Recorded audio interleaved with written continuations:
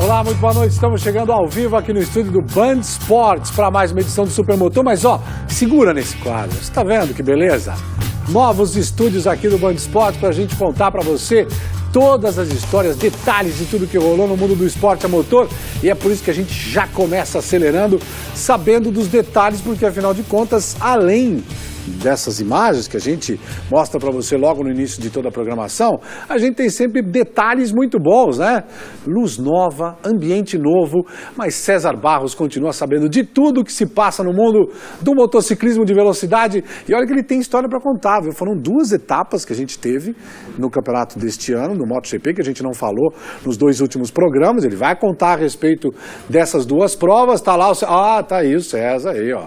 Tudo bem? Tem muito detalhe para ele contar. E a gente também vai falar de Portugal, direto de Portugal. Ele veio de Portugal, estava em Porto Alegre, correu, chegou na 2ª colocação, Rally Cross Country. Estamos falando de Guilherme Spinelli, foi ter uma experiência internacional, vai contar os detalhes pra gente. Agora a gente tem também, direto de Porto Alegre, só que isso não é Porto Alegre, é Porto Alegre, na última etapa do Mercedes-Benz Challenge, o Marcos Paioli, que está aqui com a gente para contar como é que foi mais uma vitória dele na classe C250 de um campeonato que, além de equilibrado, de ter belas corridas, também traz muitas emoções de lá de Tarumã. Eu vou começar com você, Paioli. Muito boa noite. Boa noite. Tudo bem contigo? Tudo. Parabéns pelo novo estúdio. Não é? Gostou? É, gostei. Tá muito bonito. Bacana, né? Bem agora bacana. tem lugar pra gente, não precisa ficar escondendo mais o celular. Tá certo. Né? Estão aqui informações pra gente receber e pra trocar com você.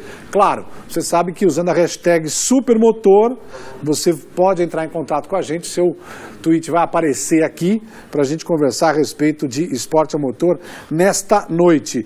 Só quero lembrar que na última prova que a gente teve lá em Tarumã, essa vitória do Paioli foi muito interessante, ele vai contar pra gente, mas eu gostaria muito de ter colocado para vocês nas redes sociais, e acabou falhando, né? Quando a gente lembra, a conversa já tinha o quê, Paioli? 1 hora? Já, 1h30. Passamos aqui um bocado de tempo conversando sobre esporte a motor e foi muito legal, papo de quem é gasolina mesmo, dos caras que gostam de borracha, que é o caso do Paioli, que tem muita coisa para contar pra gente nesse programa, além, claro, do bom resultado em Tarumã. E Tarumã, uma coisa interessante, Paioli, que você estava me contando, tem vários motivos pelos quais a gente pode dizer que é uma pista que separa os homens dos meninos, né? Sem dúvida. Às vésperas da prova, eu recebi uma pergunta de um jornalista que é do apoio da Mercedes-Benz e dizia assim: mas é verdade mesmo que Tarumã separa os homens dos meninos e tudo mais? Eu falei: olha, desde que eu iniciei no automobilismo, a história sempre foi essa. E eu tive a oportunidade de correr 10 anos depois que eu iniciei no automobilismo, fiz a minha primeira corrida em Tarumã e fui com isso na cabeça. Falei: separa, não separa, será que é isso mesmo? Você foi com essa dúvida, não era uma coisa que você tinha, não, é isso. Assim, a conversa de todo mundo que corria lá era essa mesmo. Quer dizer, lá é um lugar onde se separam as crianças dos adultos, dos homens de verdade. E eu fui lá e experimentei essa sensação e realmente é isso mesmo, porque assim, é uma pitada de arrojo, de técnica, de coragem, porque são curvas desafiadoras, é uma pista do circuito brasileiro, Mercedes-Benz Challenge, que mantém a maior média horária. São 140 por hora de média. De média? Sendo que tem curvas que nós contornamos lá a 60 km por hora. Então, quer dizer, o carro trabalha sempre nas últimas marchas, rotação altíssima, curvas sendo enfrentadas a 190 km por hora. Quer dizer, para o carro que nós usamos, quer dizer, é um grande desafio. Então, quer dizer, fica comprovado sim, que lá é um ponto de divisão entre homens e crianças. Pois é, e o Guilherme Spinelli está aqui com a gente para falar de Porto Alegre. Lá em Portugal a coisa talvez não seja assim tão buraco mais embaixo. Ou foi, Guigá? Esse rally é incrível, eu tinha ido em 2015, só que fiz só o primeiro dia. É a última etapa do Campeonato Mundial de Rally Todo Terreno e é o maior grid da temporada. Um rally muito dinâmico, curto, de 2 dias, mas extremamente intenso. O último dia eu saí da cama às 5 da manhã, finalizamos o dia às 6 da tarde. Nossa. e especiais variadíssimas, trechos extremamente rápidos, muito asfalto, por incrível que pareça, mas trechos de velocidade final, 190, 195 no asfalto, fazendo curvas, trechos travadíssimos também, com piso irregular. Então, um rally bem completo, muito disputado e o mais legal de tudo, um público inacreditável, milhares de pessoas ao longo das estradas, não só assistindo, mas vibrando, incentivando, pulando, e os organizadores prezam muito a presença do público, então fazem um evento bom do público assistir. Então foi muito legal e o resultado foi acima do que a gente esperava, a gente achava que dava para brigar ali entre os 5, acabamos sendo vice-campeões, o melhor resultado de um brasileiro nessa prova, em 31 edições, bem próximo do português que ganhou, que é tetracampeão consecutivo, um jovem piloto chamado Ricardo Porém, excelente piloto. Então saímos de lá com um sabor de vitória e muito satisfeitos com mais uma competição esse ano, nesse pacote novo Petrobras Rally Team, Mini, através da nossa empresa Spinelli Racing, e que a gente nos sertões de 8 dias, vencemos 6 e chegamos em segundo, agora fomos para essa etapa do Mundial e fazendo esse segundo lugar, a gente completa o ano com chave de ouro. Só vitoriosos aqui, né? Você reparou que a gente está começando aí com essa bela sequência de imagens do trabalho da equipe brasileira lá em Portugal. Agora, quando a gente fala de Portugal, a gente fala do nosso comentarista que já representou Brasil e Portugal no Mundial, não foi não? Hein, César? Não correu por Portugal também? Não poderia, né? Poderia, tem o pai português, nacionalidade portuguesa, mas corri pela bandeira brasileira. A bandeira brasileira era importante. Pô, de volta, né? Gostou da nova casa? Muito legal, parabéns ao pessoal do Band Esportes, realmente fizeram uma bela de uma reforma aqui, não? Ficou bem bacana o estúdio agora do Band Esportes. Tá de parabéns, todo mundo que participou disso aqui, ficou muito legal, Celso. Escuta, me fala, nessas andanças aí, vocês tiveram, só me conta, assim, me dá um brief desse resultado que vocês foram correr em Goiânia, é isso? Corremos em Goiânia, teve o Superbike Brasil. 2 vezes correram em Goiânia? Agora são tudo, as 3 últimas etapas são baterias duplas, né? Então, corre tanto, acho que é 10h30 da manhã e depois 1h30 da tarde, as 2 corridas, mas... Foi bom, estamos melhorando passo a passo. Claro que agora a última etapa vai ser em São Paulo, dia 26 de novembro, foi confirmado. E também 2 baterias. E não vai ser fácil não. O Eric está liderando a prova com 18 pontos à frente do Alexandre. Tem chance de ganhar, até a última etapa nós vamos brigar. Por isso o Eric vai correr a etapa do Mundial de Valência. Já embarcou, inclusive, vai fazer Valência no Campeonato Mundial, isso é bom. Depois faz a etapa do Europeu, que também está prestes a conquistar ser campeão europeu de Moto 2. E aí na semana seguinte ele vem correr no Brasil, quer dizer, 3 semanas... O garoto vem afiado, né? O Eric vem afiado. Você imagina se ele não quer outro título, né? Exatamente. Já ficar completo. Agora é o seguinte, o nosso próximo participante é um participante remoto. Ele não está aqui no estúdio, mas está de casa, de boa, lá no Rio Grande do Sul, para falar a respeito. Aliás, quem vai apresentar nosso próximo convidado é o próprio Paioli, que estava com ele lá em Tarumã. Fala com ele aí. Então, seu Ribeiro, conte aí qual foi a emoção de chegar em primeiro nessa prova aí, dentro da tua casa aí, que foi Tarumã. Foi legal. Aqui a gente conhece bastante a pista. Deu para chegar na ponta. Ah, mas é assim, tranquilo? Eu conheço a pista, cheguei na ponta. Pelo que você está falando, Ribeiro, foi a coisa mais tranquila do mundo. Não, mas ele não é tranquilo assim, não. Não, você acha? Ele não é tranquilo assim, não. Ele não é tranquilo assim, não. Conta aí, Luiz, fala pra gente, como é que foi? Foi puxado, a gente largou em quinto, né? Não fizemos uma boa classificação. Mas o carro estava muito bom de corrida e Tarumã é uma pista que o asfalto é muito abrasivo e as curvas muito de alta, então tem que saber cuidar do pneu. E como a gente está acostumado a andar aqui, cuidamos bem do pneu no início da prova para o carro começar a sobrar um pouco depois. Né? Aí propiciou a gente poder atacar o pessoal. Perfeito. Sabe, Luiz, a gente estava conversando, você acompanhou aqui no começo do programa, o Paioli falando por que é que essa pista de Tarumã separa os homens dos meninos nesse mundo do automobilismo. E se você começou a correr, você tem experiência por lá, você sabe dizer onde é que é o ponto que faz a gente saber quem é que manja mesmo do riscado, quem é que gosta de andar em alta velocidade. Conta pra gente dessa pista, Luiz. Cara, tem a curva 1, que quem consegue entrar mais dentro dela para contornar e vira um tempo legal, mas pra mim, em Tarumã, a curva mais essencial é a curva 9, porque ela é uma curva rápida também, só que cega, e ela antecede a reta, então se tu não conseguir fazer bem a 9, tu não consegue subir a reta, então dá uma boa diferença no tempo, então. Num autódromo tão rápido, a curva 1 e a última, para mostrar aquilo que o Paioli falou, uma pista de altíssima média de velocidade, tem que andar o tempo todo de pé cravado, que dizem uma tradição, né, do pessoal do Rio Grande do Sul, gosta de pistas rápidas, né, apesar de ter Guaporé, por exemplo, que não é tão rápida, né?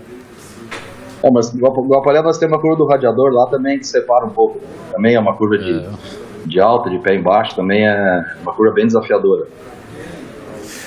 Dessa pista e dessa prova de Tarumã, Luiz, a gente sabe que a disputa do campeonato nesse ano está bem interessante. O que você pode falar aí de perspectiva? Porque ganhar em casa, ok, só que a gente ainda tem outras coisas para acontecer. Como é que foi esse final de semana de corrida para você? Para mim foi bom, porque eu subi, eu estava em 7º lugar, em 6º, empatado com o Rajana, então com essa vitória a gente conseguiu vir para 4º na colocação, a 3 pontos do terceiro e, se eu não me engano, 9 do segundo. Então, o vice-campeonato está bem aberta a disputa. O Fernando, que está um pouquinho descolado na ponta, mas também ainda tem uns 52 pontos em disputa, e o Fernando, se eu não me engano, está 30 na minha frente. Então, ainda está tudo em aberto. É isso, né, Paioli, que faz com que esse campeonato seja tão interessante, né? Além da questão que a gente até discutia antes do programa, que é a questão da resistência desses carros de vocês, que vocês têm carro na mão por um bom tempo, né? Sem dúvida. É uma categoria que vem, pelo menos no caso da nossa C250, ela já está no 7º ano e os carros ainda se mostram muito eficientes e com todas as condições como esteve desde a primeira etapa. É um carro que, inclusive, vamos dizer assim, pelo formato da minha equipe hoje, eu utilizo ele dentro do próprio campeonato do Mercedes-Benz e a gente acaba utilizando até em track days para poder aprimorar um pouco mais a pilotagem e tudo mais, por conta disso, de uma baixa manutenção e um carro de altíssima resistência. Então a gente utiliza bastante o carro. Você vê, a gente está falando de tempo de pista, o Paioli está com mais tempo que você, hein, Luiz? Não, o Paioli acho que deve ter o dobro que eu, né, Paioli? Talvez um pouquinho mais, E só no campeonato desse ano deve ter muito mais que isso, viu? Tá fazendo track day em tudo que é lugar. Não. E como é que você se mantém, Luiz? Entre as provas, como é que você mantém? Porque tem, até pelo nível de competição que a gente está vendo no campeonato, tem que estar com a mão no carro, chegando no final de semana, já tem que buscar desempenho, buscar tempo, principalmente visando aí no mínimo um vice-campeonato, né? A gente treina aqui bastante nas duas pistas que tu falou, que é Tarumã e Guaporé. Em Guaporé a gente tem uma facilidade de treino também, então quando precisa ajustar alguma coisa para uma curva mais de baixa, a gente vai em Guaporé. Quando a pista é um pouco mais de alta, a gente dá uma treinada só até para afiar os braços, né? A gente dá uma treinada em Tarumã. E você vai com o seu CLA? Sim, vamos com o CLA, toda vez com o CLA. Sim. Perfeito, porque no campeonato vocês têm uma limitação, né, de número de treinos que vocês podem fazer com esse carro sem ser no final de semana de corrida, né? A limitação é 30 dias antes da prova, não pode treinar no autódromo. E é liberado 1.000 km no ano, entendeu? Então dá para treinar bastante, sim. Perfeito. Dá até para cansar ou não? Oi? Não dá para cansar não, né? Não, dá para cansar sim, dá para cansar. Um final de semana bem de treino dá para cansar. Perfeito. Escute, você já estudou a próxima corrida, não vai demorar muito, e é Goiânia que vocês têm pela frente, não é isso? Goiânia a gente já fez a primeira etapa do ano, foi lá, né?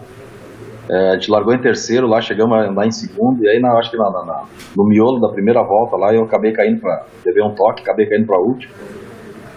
Mas vamos lá, eu gosto da pista de Goiânia também, é uma pista bem legal de andar. Já dia 19 a corrida, e já tem essa perspectiva. O que você gosta mais lá naquela pista? Mas pode falar, mas não conta muito para os adversários não ficarem sabendo qual é que é o teu ponto forte lá, vai. Conta aí.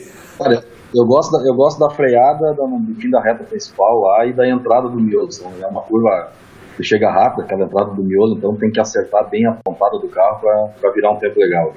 Gosto daquele trecho. Perfeito. Você vai, bom, essa pista você não vai poder treinar antes, né? Pelo menos não com o CLA, mas você já vai fazer uma visitinha, fazer um simulador, como é que vai ser? Não, essa vai ficar pro final de semana mesmo, que a gente agora vai fazer o Cascavel de Ouro no final de semana que vem, né? Perfeito. E aí então vamos ficar sem tempo para treino específico para CLA. Você sabe que, inclusive, o Marcos Paulo está aqui, estava me dizendo, inclusive, que ele tem ainda... Olha só, estamos na terça-feira, prova no final de semana, Cascavel de Ouro, que, inclusive, o Band Esportes vai transmitir, e ele está dizendo o seguinte, que ainda tem chance de correr, não definiu se vai correr. Que isso, Paulo? Não, com vontade eu tô. Vamos lá, vai ser legal a prova. Não, vai ser legal, sim, com certeza. Só estou acertando com os meus patrocinadores e uma possível equipe aí para tentar buscar a vitória mesmo. Porque Cascavel de Ouro, desde que eu ainda não era militante do automobilismo, já era uma lenda. Então, quer dizer, é algo que todo ano, quando acontece, me atrai demais. Então, eu tive um convite de uma equipe aí do Sul para participar, junto com mais 2 pilotos, dividir um carro. E você sabe, né? A minha essência no automobilismo é de carro tração dianteira e tudo mais. Quer dizer, esse carro é bem a minha praia. E eu tenho muita vontade de ir. Vamos ver. Até amanhã eu tenho que decidir alguma coisa. Pô, Ribeiro, você já percebeu que ele está quase se convidando para andar com você, né? Eu acho que ele já está pronto para ir. É, né? Opa! Bom, então esse final de semana você pode ver aqui mesmo no Band Esportes esses 2 pilotos em ação. Já assistiu no Mercedes-Benz Challenge, no próximo final de semana poderemos ter os 2. Você sabe se você vai largar no seu carro, na tua equipe? Como é que vai ser o teu esquema aí, Ribeiro, na tua equipe? Aqui pro Cascavel a gente vai com o K, que eu fui campeão gaúcho em 2015 no Rio Grande do Sul. Vai eu e o Peter Ferter andar de dupla. Perfeito, então saiba que a gente vai estar de olho aqui no desempenho de vocês, para a gente transmitir, claro, e no próxima semana, próxima edição do Supermotor, a gente conversar bastante a respeito dessa prova também, tá bom? Super abraço, obrigado a tua participação e boa sorte na corrida, Ribeiro, parabéns pela vitória. Eu que agradeço o espaço aí, valeu. Valeu, a gente vai sair rapidinho pro intervalo. Quando a gente voltar, vamos falar mais de esporte motor. Claro, o Giga vai contar pra gente detalhes de acelerar lá em Portugal. E o César Barros vai falar até de Fórmula 1 hoje, sabia? O intervalo é rápido, a gente volta já aqui no Supermotor. Até já. Ah, pessoal, mas eu quero muito fazer uma narração dessa aí que você acabou de ver na propaganda da Africa Twin com o César. Pô, você precisa pegar essa moto e mandar a mão. Você tem a manha? A gente tem que tentar, né, Celso? Tentar a gente tenta. Se a gente vai conseguir, é consequência. Cara, porque o Mark Marques fez um espetáculo com essa moto. Inclusive, essas imagens que vocês viram, foi ele mesmo que andou. A gente, há uns 2 anos, quando teve o lançamento dessa moto, e a gente teve o privilégio de acompanhar a largada do Dakar lá na Argentina, a gente conversou com ele sobre a realização desse filme e ele falou, cara, como todo mundo da velocidade, eu também faço off-road. E ele, lógico, ia falar que gostou muito da moto, mas ele andou muito com a moto. Ele e o Juan Barrera, quer dizer, um cara não conhece nada de off-road, né? E ele anda de cross muito bem, né? Ele quando pegou a moto, claro que é uma moto totalmente diferente do motocross, né? Mas é uma moto, pelo que eu escuto falar, todo mundo elogiando a moto, né? A moto, o Alexandre teve a oportunidade de andar em Curvelo com ela, falou que a moto realmente é espetacular, uma moto estradeira que a Honda estava precisando, né? Não é? A moto e fazer isso, realmente a moto é fenomenal. O Jean dá o curso com essa moto. De trail com essa moto, né? Bom, eu fiz 4.500 quilômetros com essa moto, que eu fui ver a largada dos Sertões e fui ver a chegada dos Sertões. Semana que vem a gente vai ter aí uma sequência de imagens andando com essa moto. Meu amigo motociclista aqui, o Marcos Paulo, também gosta de motocicletas. Você gosta de motocicleta alta também? Tipo... Gosto. Eu tive... A tua última? Eu tive BMW, GS e assim, a minha moto do dia a dia é uma SH300. É uma Honda também, que é o que... Scooter. Ou scooter, que é o que eu ando o dia inteiro, pra cima e pra baixo. Não é? Então, quer dizer, automóvel, assim, é mais pro final de semana mesmo, porque durante a semana é só motocicleta em São Paulo. Não tem que... Você sabe que eu tô quase convencendo o Giga Spinelli a comprar uma moto também para o dia a dia Acabei dele. de vender. Você tá brincando? Tinha uma 1200 também, uma GS, uma BMW. Tá vendo? Mas a pressão estava forte em casa. É. Você precisa de um scooter para usar na cidade. Agora me conta como é que foi.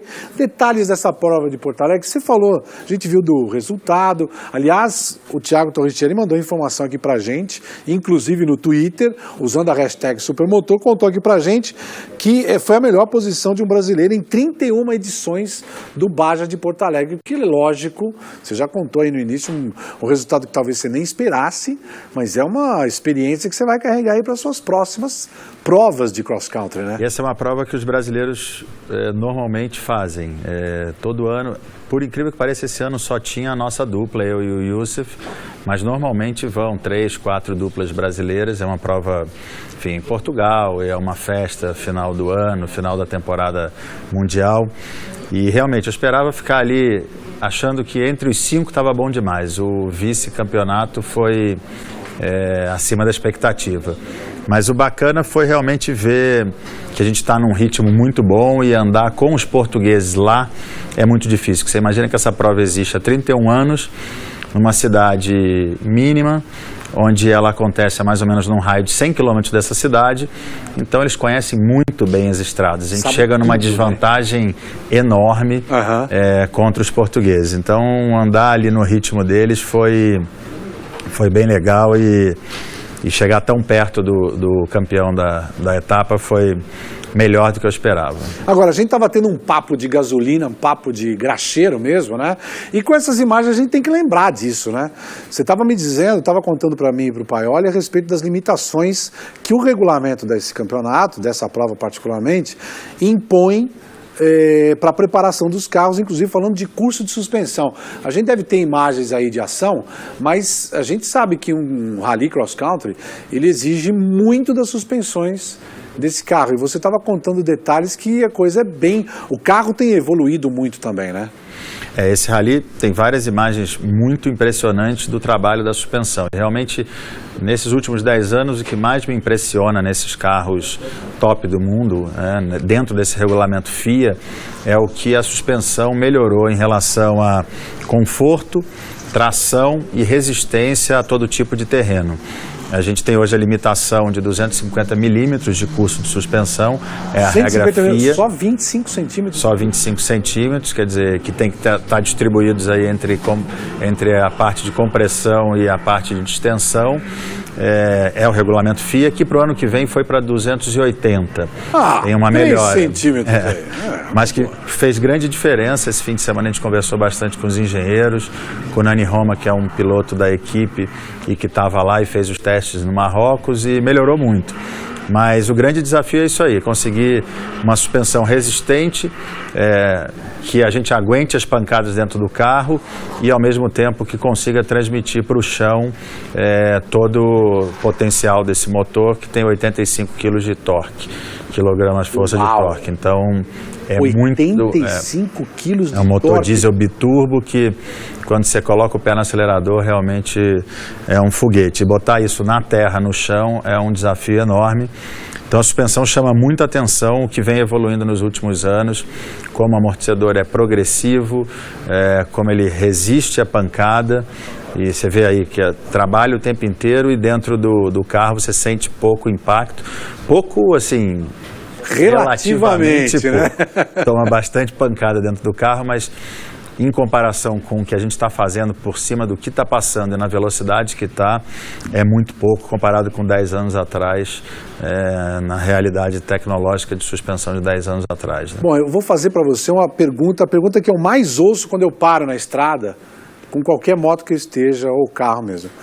quanto que pega? Tio, quanto é que pega esse daí na reta? Esse carro, a velocidade máxima que eu cheguei com ele foi a mesma que eu cheguei nos Sertões, aí no bairro de Porto Alegre, 195 km por hora. 195 Chega sobre muito rápido. a terra.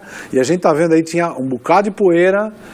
Estava Não é muito fácil. seco, é raríssimo nesse rally.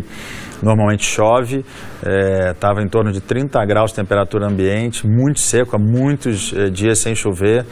Então é uma condição bem diferente para o que acontece normalmente nessa etapa aí. Você Que é quase bom, se acho sentiu que em foi Goiás. bom.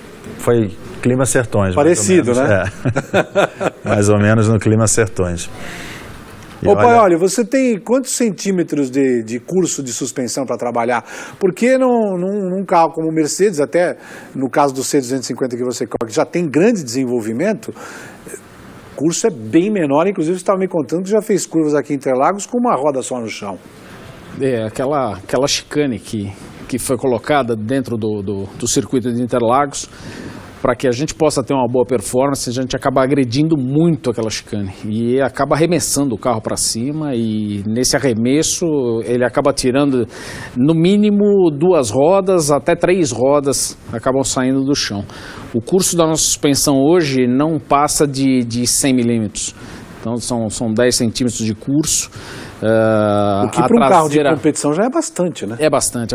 A traseira articula bastante para poder propiciar uma melhor tração do carro e maior aderência dos pneus e com isso conseguir mais performance. Então esse é o trabalho da nossa suspensão, que realmente é bastante, para um carro de turismo é bastante. Até para comparar, César, quanto é que vocês deixam de suspensão para mexer nas motos? Porque essa coisa do curso de suspensão é uma coisa interessante a gente discutir, porque isso tudo tem a ver com o tempo de reação, né? O tempo que o piloto tem para trabalhar na direção, a própria inversão de direção. No caso da moto... Varia muito, a gente trabalha muito com... Depende do amortecedor, a marca que você usa. Cada marca tem um tamanho, né? Muda muito. Mas é em torno, aí vai de 220, 230, chega ao amortecedor traseiro. Tudo isso? Chega. O traseiro? O traseiro. Tá. O dianteiro é menos, né? O dianteiro você trabalha com o dianteiro você deve trabalhar, eu acredito que em torno de 14, 15, é muito pouco que você trabalha comparado ao traseiro. Mas o traseiro depois você tem a vantagem de você poder levantar o amortecedor, aí depois, como tem o carro também, você trabalha com mola, você trabalha com óleo, trabalha com um monte de coisa que acaba você procurando sempre estar melhor. No caso da moto, né? Procurar, você tem uma roda ali, uma na frente e uma atrás, você tem que deixar ela o mais no chão possível e ela copiar, né, as ondulações do asfalto para que você consiga andar rápido. Que é o caso, a mesma coisa, a teoria é a mesma, né? Sim, da moto, do carro é a mesma. Quantas regulagens tem da moto hoje? Você fala o que de cliques, compressão, de cliques. Então, o traseiro eu não lembro. Eu sei que o que a gente trabalha, a gente tem no dianteiro, a gente tem compressão de 17 cliques para trabalhar. Mas tem compressão e distensão só. E retorno, Só as duas. No carro a gente está trabalhando com 4 hoje. Tem compressão para alta velocidade, baixa velocidade, distensão e de rolagem também. Então são 4 diferentes regulagens externas, né? Fora o que dá para abrir o amortecedor e mudar a configuração interna. No caso do carro, porque a moto, tem muita moto hoje de série que sai com suspensão eletrônica, mas não funciona na hora da competição. O carro eu acho que é a mesma coisa, Guia. O carro a gente... Suspensão eletrônica chegaram já a usar? Não. Não, a gente não dá usa, para usar. Não, é mecânica, eu acho que nem é permitido, não tenho certeza. E aí tem a relação óleo e a parte de gás, mas o curioso é o quanto você pode mexer externamente no amortecedor, além de altura, alinhamento, tudo, a parte só de amortecedor, 2 velocidades de compressão, distensão e rolagem. Então esse mix aí é muito curioso. Vocês têm um engenheiro que acompanha a equipe. Um engenheiro que acompanha, por exemplo, esse rally eu consegui fazer um bom treino 2 dias antes do início do rally, e eu dei várias voltas num mesmo traçado de uns 5 km e consegui pela primeira vez experimentar umas modificações. E é muito sensível, você dá 2, 3 cliques, muda muito o carro, e aí eu fui brincando um pouco aí só para entender as mudanças, porque você tem a chance de fazer isso de umas especial para outra, né? Vai pegar uma mais rápida, mais lisa, você pode configurar o carro diferente. A seguinte, mais trial, mais ondulada, você pode mudar a configuração, mas para isso é bom ter uma experiência particular, não só da equipe, né? Para você saber o que você quer do carro e como você se adapta às mudanças. Porque no caso específico do Giga, essa coisa da sensibilidade, que a equipe já te entrega um carro, ó, cheguei aqui, o teu carro está pronto, você vai lá e anda. Isso é uma coisa. Agora, o jeito que você quer o carro, que inclusive nessa conversa que a gente estava tendo com eu e o Paioli antes, essa questão do piloto poder acessar o carro, acessar o equipamento, andar próximo do que você vai andar durante a prova, no caso do Paioli no Mercedes-Benz Challenge, é o treino de sexta-feira. Você andar e sentir e já pensar na corrida, né? A dificuldade no nosso caso é que a gente não sabe exatamente, quer dizer, a gente não sabe nada em relação a onde a gente vai passar. A gente tem uma ideia da região, mas a planilha que vai definir o roteiro a gente recebe na véspera. Então, naquele momento, lendo a planilha, o navegador tem uma ideia do que vai ser o trecho. Então, não é o caso da gente testar várias opções e depois ir para a corrida com quem a gente achou de melhor. A gente tenta encontrar uma estrada semelhante à média, vamos dizer assim, do rally. E, lógico que com muita experiência e muitos quilômetros rodados com o carro, você tem mais facilidade de ajuste, né? Eu mexi bastante e voltei para o que me entregaram para largar o rally. Eu quis só realmente experimentar as reações do carro com modificações, amolecendo, endurecendo, alta velocidade, baixa velocidade, mas eu não usei. Não teve nenhum momento durante a prova que você falou, se eu tivesse usando agora aquela, teve, né? Mas aí é incrível, por isso que é muito difícil o acerto do carro para esse tipo de rally. Tinha uma situação como essa, logo depois você ia para uma situação tão diferente de estrada, que aí falava, não, o carro está ótimo, agora assim tá bom. Para aqui. Aí você entra numa quebradeira, adoraria que o carro tivesse um pouquinho diferente. Então o importante é ir também em relação ao peso, né? Porque dependendo do tamanho da especial, você larga com 200, 300 litros de combustível e termina com 50. Então oscila 200 a 250 quilos atrás do banco da gente o peso do carro. Então você sai com uma suspensão e de repente o carro fica mais leve, muda bastante. Então tem que achar uma média aí para que o carro esteja bom em todas as situações. E é excelente esse carro para todo tipo de piso. Eu imagino.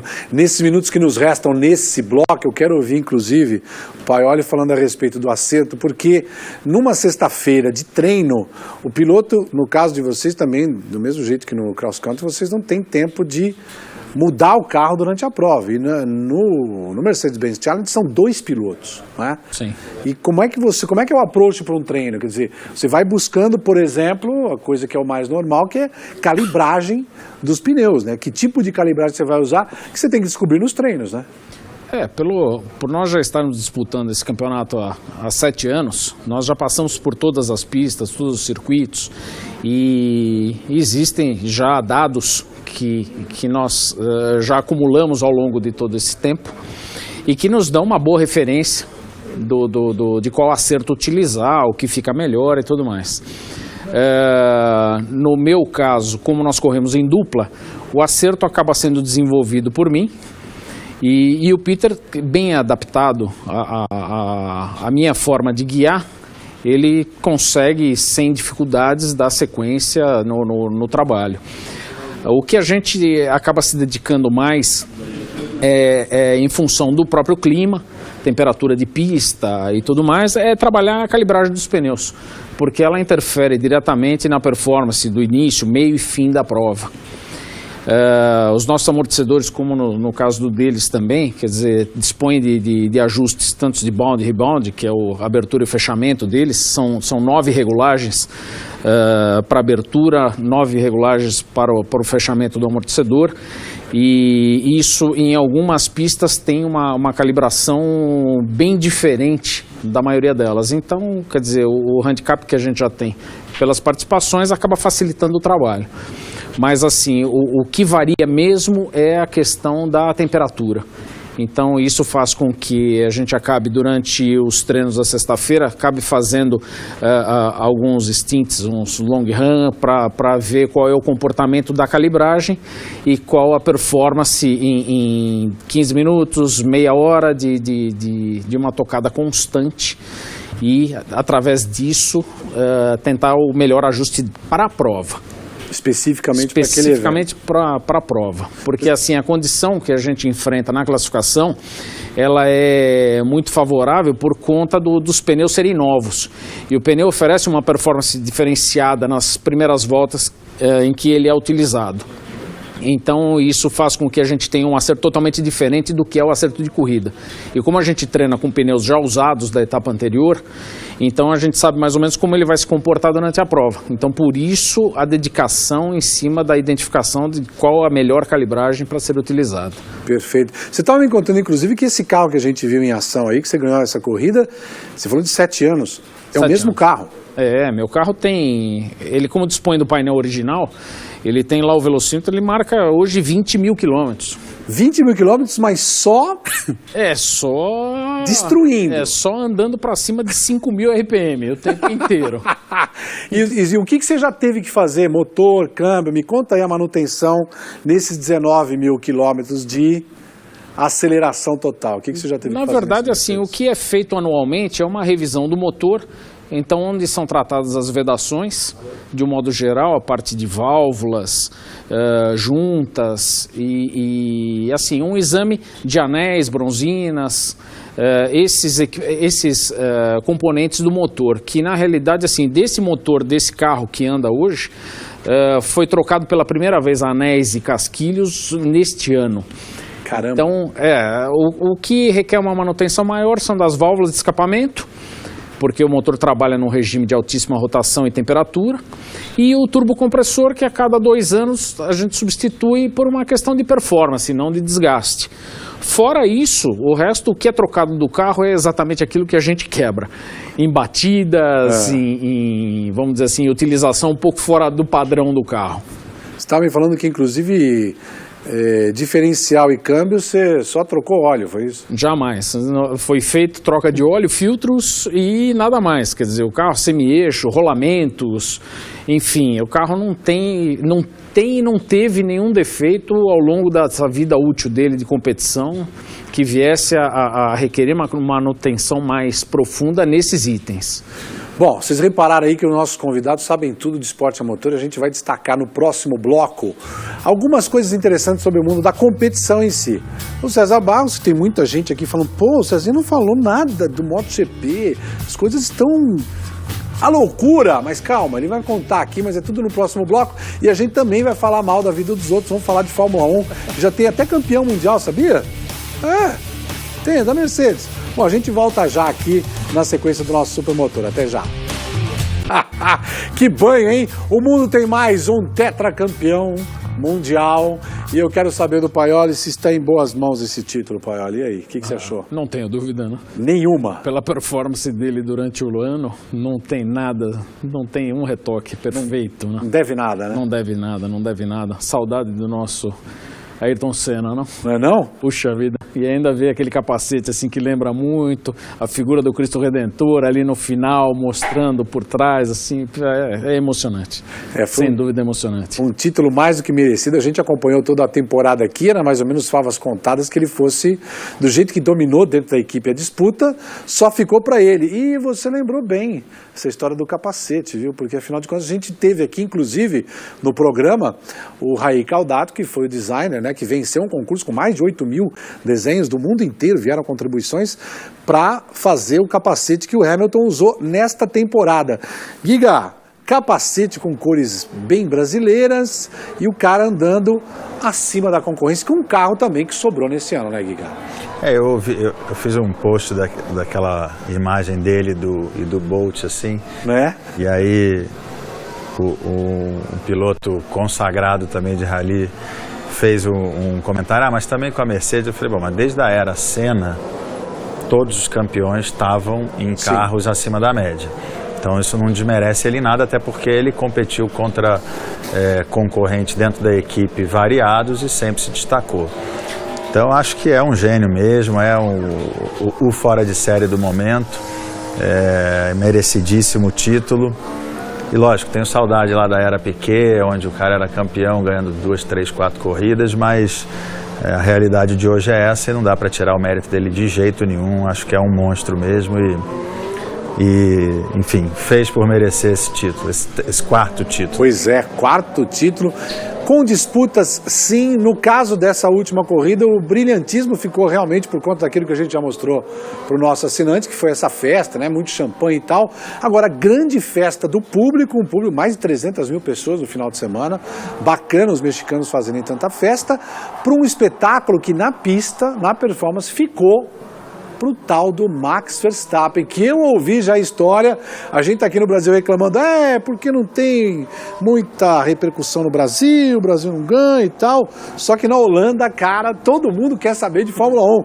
César Barros, você conseguiu ver a corrida de alguma forma? Foi no final da tarde, já estava arrumando a mala, né? Realmente eu não vi, acabei não vendo a corrida, eu vi os melhores momentos depois e depois, claro, quando eu vi o resultado que o Verstappen tinha ganho, eu falei, cara, segunda vitória dele já. Não é? Então, eu acho que...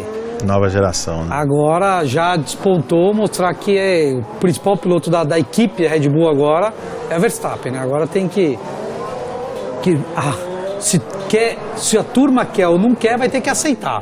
Acabou, agora ele tomou o lugar dele na equipe Red Bull e realmente o garoto jovem, rápido e já sabe que quer vencer uma prova de Fórmula 1, porque...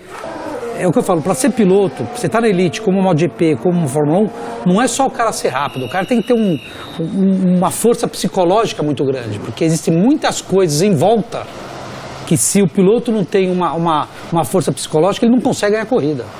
É muita pressão, é muito dinheiro envolvido, é patrocinador, é pressão, é assessor de imprensa, é chefe de equipe. E a própria dificuldade, né, César, de você entender esse carro, porque Exatamente. O carro de Fórmula 1 é tudo menos uma máquina simples. É um negócio extremamente complicado. Quando a gente fala das vitórias, fala das conquistas, a gente está falando de um lado humano que é a cereja do bolo, é o topo do iceberg, não é absolutamente nada do que vivem esses caras ao longo do ano em termos de pressão. É por isso que a gente destaca tanto esse cenário, porque tecnologicamente falando, são carros onde a gente está destacando não só atletas ou gente bem preparada psicologicamente, mas gente que, e isso é uma má notícia para muita gente, né?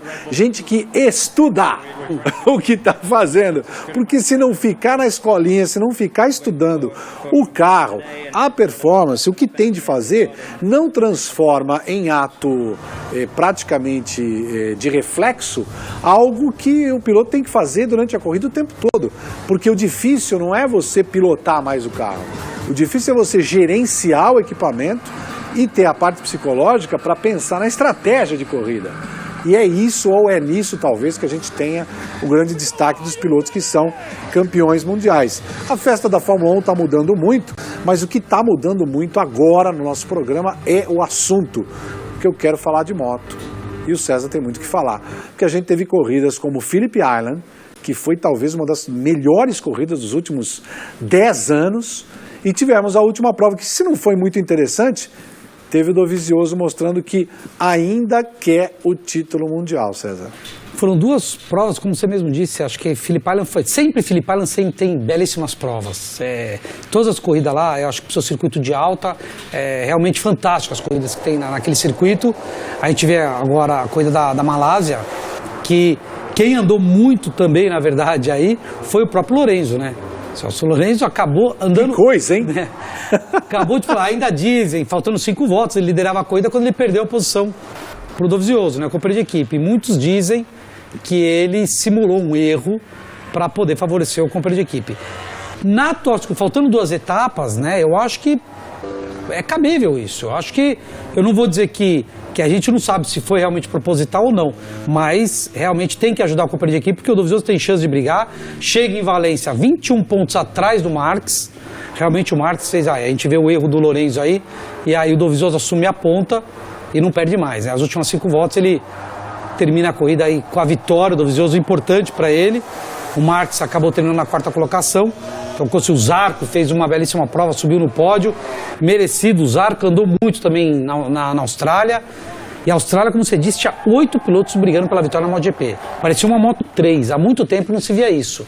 Eram 8 pilotos, o Jack Miller andou muito rápido, enquanto tinha o tanque cheio da moto, ele ainda chegou a abrir 1 segundo de diferença do grupo, mas depois, claro, o consumo de gasolina, a moto vai ficando mais leve, os pilotos mais rápidos de trás começaram a ir para cima, mas Valentino liderou a prova, Marques liderou a prova, tivemos o próprio as Suzuki andaram muito rápido, E a Noni andou forte. E o Alex Rins andaram muito rápido ali, coisa que abandonaram na Malásia, né? Não dá para entender, né? Foi do céu ao inferno em uma semana. Andaram muito na Austrália e aí o campeonato do Morbidelli, né? A gente viu a prova mesmo vencida pelo Miguel Oliveira, as 2 provas, o português vencendo as 2 últimas corridas, Austrália e Malásia, e o Morbidelli conquistando o título porque o Lute acabou caindo no treino cronometrado, quebrou o calcanhar, vai ter que operar, não vai correr em Valência, o Lute, caiu no cronometrado da Malásia, e ele ficando fora, a vantagem que o Morbidelli tinha, ele já largou sendo campeão do mundo na etapa da Malásia. Isso aí é Moto 3. Essa é a Moto 3. Moto 3 também, sempre belíssimas corridas que a gente tem na Moto 3, né? E com o campeonato definido, né? O campeonato definido, o Joan Mir, já esse também é um piloto para a gente ficar... A gente vai falar muito desse piloto. O Joan Mir é um piloto espanhol que com certeza vai chegar na MotoGP. É um piloto que tem 17 ou 18 anos, já conquistou o título de Moto 3, o ano que vem já vai para a Moto 2, vai para a equipe do Morbidelli, a mesma equipe campeão do mundo, então ele tem chance de poder brigar pelo campeonato de Moto 2 e depois poder dar o passo para a MotoGP, que eu acho que é o sonho de todo piloto, e eu acho que a juventude está chegando, né? O Valentino tem mais um ano de contrato. E você acha que é mais um ano de carreira ou só mais um ano de contrato? Você acha que ele estende? Porque ele também está trabalhando já visando essa próxima carreira dele, que é chefe de equipe, coaching de mais jovens pilotos. O Valentino já tem uma equipe na Moto 3, que também já está na Moto 2 e muito provavelmente vai para a MotoGP. Eu acho que talvez ele deva ter a equipe satélite da Yamaha, que é hoje a Tech 3. Eu acho que essa equipe deva passar para a equipe do Valentino, para ele ser a equipe de entrada dos pilotos que vêm da Yamaha, que depois vai para a equipe oficial, ou até mesmo a equipe do Valentino virar a equipe oficial. Eu não duvido, porque ele tem um vínculo muito forte com a Yamaha. Então eu acho que a Yamaha, para a Yamaha seria o máximo ter o Valentino como chefe de equipe de fábrica. E para atrair patrocínio, que mal seria, né? Você imaginou? O cara que é o mito, né, do motociclismo, realmente. Você imagina que não vai atrair de patrocinador. Não, e o Valentino está fazendo um belo trabalho, né? A gente mesmo, ele mesmo quando montou a equipe, que ele tá, mas não tá junto, que no final de semana inteiro ele não pode participar, mas ele tem as pessoas responsáveis lá. E você vê que a equipe, todos os pilotos estão na ponta, os pilotos estão... E é o que você falou, ele tem a academia dele, né, a VR Academy, que ele leva para o rancho dele, ele tem o Morbidelli, é o próprio piloto da academia do Valentino e que não está na equipe do Valentino, mas é um piloto que o manager é o Valentino. Então o Valentino toma conta da carreira do Morbidelli, como outros pilotos que também estão em outras equipes, mas quem toma conta da carreira é o próprio Valentino. Então eu acho que o Valentino está fazendo um trabalho que ele vai continuar, apesar de ele gostar muito de rally, ele já assumiu isso descaradamente, que ele é apaixonado pelo rally. Todo final de ano ele faz um. Ele faz Monza, parece, tem um rally de Monza, ele sempre anda lá, ele é apaixonado pelo rally, isso desde porque ele começou fazendo um kart cross, que eles falam, né? Que é kart em pista de cross na Itália. Circuito. Ele começou ali fazendo isso aí, depois ele começou a andar de minimoto e ele fala que tem uma paixão pelo rally. Eu acho ainda que o Valentino vai andar de rally. Não sei se a idade permite, não sei como é no caso do rally, ele tá com 38 anos. Nossa, cara, é um moleque, você imagina ele fazendo um Dakar? No WRC já está mais velho para conseguir andar entre os primeiros, na categoria principal, mas tem outras categorias. Eu acho e para o rally todo terreno, o Sainz hoje tem, acho que, sei lá, 60 anos. 56. 56. É a mesma idade que eu. E ainda um piloto rapidíssimo, que é possível de ganhar qualquer corrida. Então, o Rally Cross Country... Eu acho que o Valentino vai entrar, Claro que o mundo dele vai ser sempre a moto, mas nada impede ele ter uma equipe na moto e fazer umas etapas de rally aqui e ali, porque ele gosta muito, ele é apaixonado pelo rally, e eu acho que é um piloto... E quebra menos, né? Não quebra as pernas como ele anda quebrando ultimamente, né? Não vai quebrar as pernas, que ele tá... Vira e mexe quebrando, tá se cuidando. Não é nada legal essa sequência de quebras que ele tem, né? Não, realmente ele... Mas vem andar no Mercedes. Não é não? Pô, eu tenho 54, Nem o carro quebra. Aí, ó, tá falando vendo? Ele com 38, Não é não. Velho, pelo amor de Deus. Eu tô com Mas 54, agora eu acho tô que firme. Traga ele pro Mercedes. O Marc Marquez é um fora de série, né? A gente vê as corridas dele, ele tá andando mais que a moto.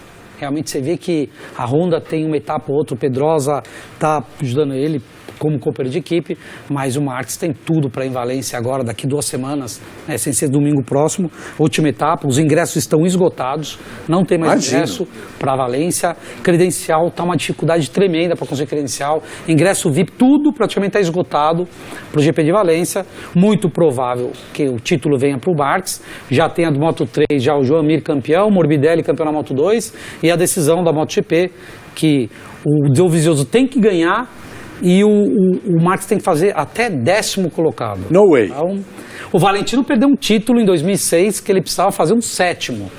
Ele estava em 7º, caiu e não conseguiu voltar. Perdeu o título para o Raiden naquele ano. Mas eu acho o Marquez hoje está muito forte de cabeça, está um piloto fortíssimo andando. Você vê que o que ele está fazendo é o treino quilometrado, quem pôde acompanhar, ele que entra numa curva direita ali na Malásia, ele caiu, a saboneteira chegou a virar. Maravilhosa aquela imagem. E ele segurou no joelho e levantou a moto. Aliás, 2 coisas dessa imagem. Primeiro, o quanto o macacão tem que ser justo para o piloto. Essa é a primeira coisa. A moçada tem que comprar o mais folgado, meu amigo. O macacão mais folgado não cumpre a função dele. Essa imagem aí, pode pesquisar na internet, só protegeu. E ele só tá com a perna inteira porque é um macacão justo com aquela saboneteira. Essa é a informação mais importante que a gente pode tirar dali. E nesse minuto final de programa, fala do Eric Granado. A gente até falou na tua primeira intervenção sobre o quanto ele está bem. Agora ele vai correr nessa etapa do Mundial e vai fazer a final do Europeu. O Eric já treinou hoje, né? Já está em Valência, teve hoje de treino lá em Valência. E eu acho que o Eric tem tudo para andar bem em Valência. Eu acho que é um circuito talismã dele. Ele foi campeão, né, no passado de moto pequena. Ele ganhou a Metra Kit, ele correu lá, ganhou, que era a Copa Bancarra na época. Ele ganhou lá, foi campeão. Então eu acredito muito. Eu acho que o melhor circuito para o Eric é Valência. E aí eu acho que a gente tem tudo. Claro, vou voltar a falar aqui no programa. Por favor. Não vamos esperar que o Eric vai subir no pódio, vai ganhar corrida, não. O Eric, se ele conseguir andar essa etapa entre os 15 primeiros, eu acho que ele mostra o cartão de visita dele falando, tô chegando, e o ano que vem, Eric na equipe Forward, confirmado, já na equipe Forward, o Eric, temporada inteira, que é onde está o Luca Marini, que está saindo da equipe, e o Baldassari, sai os dois, vai ser Eric e o Manzi correndo na equipe do Valentino VR46, vai ser companheiro de equipe do Eric. E o Eric, temporada toda, pelo menos vamos ter um brasileiro lá e poder seguir ele nessa temporada. De verdade, brasileiro de verdade. Bom, gente, estúdio novo, casa nova, espero que você tenha gostado. Daqui pra frente a gente vai estar aqui toda semana para falar de esporte a motor. Obrigado, César. Obrigado, Giga. Parabéns pelo resultado. Obrigado. Parabéns também pro Paioli. Sabe que a gente está ligadaço nas redes sociais durante toda a semana, até a nossa próxima exibição do nosso Supermotor. A gente volta, então, semana que vem. Até já. Tchau.